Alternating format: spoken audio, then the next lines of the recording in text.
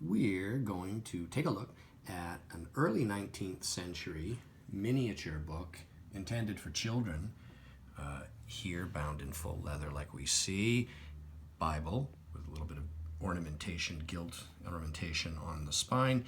This is a good example of how miniature books often will survive, especially for children.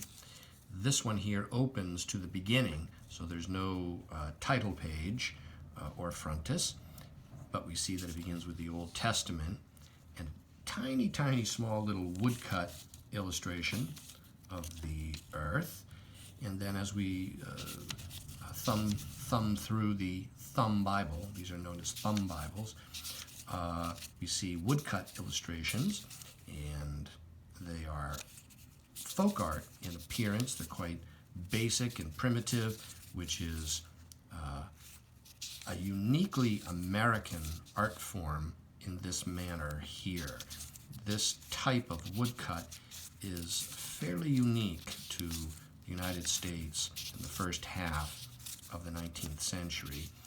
Woodcuts soon lose their relevance and primacy in printing of illustrated books like this, and there is a phasing out of this type of illustration as the decades move on. And the infancy of it is not much earlier than this book. This book's probably the 1830s or so, but Native American wood engraving, look at this. It's got a Portsmouth, New Hampshire imprint right there.